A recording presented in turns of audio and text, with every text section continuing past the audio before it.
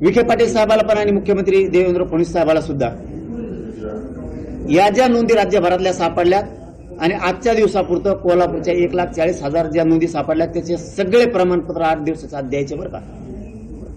8 दिवसाच्या आत ते प्रमाणपत्र द्यायचे, कारण नोंदी सापडलेल्या आहेत.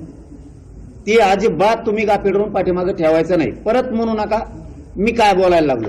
हो, हे गोष्ट खरी आहे की सरकारनं दिलंय म्हणून आम्ही तुमचं कौतुक पण केलंय, करणार सुद्धा आहे. आम्ही दुटप्पी भूमिकेत वागणारे नाहीयेत आणि मी तर अजिबातच नाही. कारण दिलं म्हणल्यावर दिलंच म्हणलं पाहिजे, हे संस्कार आमच्यावरती आहेत.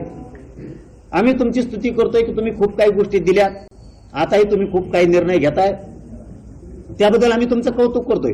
पण असं व्हायला नको की पुन्हा रोष आणि चीड निर्माण होईल, असं सरकारने वागू नये.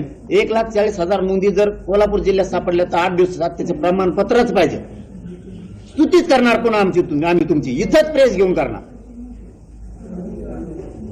तुम्ही असं सगळ्या जिल्ह्यात शोधा, प्रत्येक जिल्ह्यात किती सापडल्यात, किती प्रमाणपत्र द्यायचे राहिले, देऊन टाकणं सगळ्या लेकरांचं कल्याण होईल ना. आज या कोल्हापूरच्या नगरीतून मी तुम्हाला आवाहन करतो की महाराष्ट्रातल्या ज्या ज्या जिल्ह्यात नोंदी सापडल्यात त्या तातडीनं त्याचे कुणबी प्रमाणपत्र वाटप करण्याचं काम मुख्यमंत्री आणि उपसमिती विखे पाटलांनी हातात घ्यावं, ही माझी तुम्हाला विनंती. याच्यानंतर विनंती करणार नाही.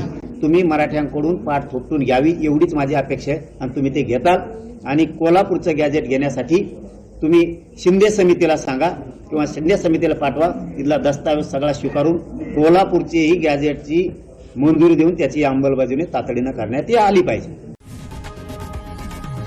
लोकशाही मराठी ऐका, पहा, जागरूक रहा.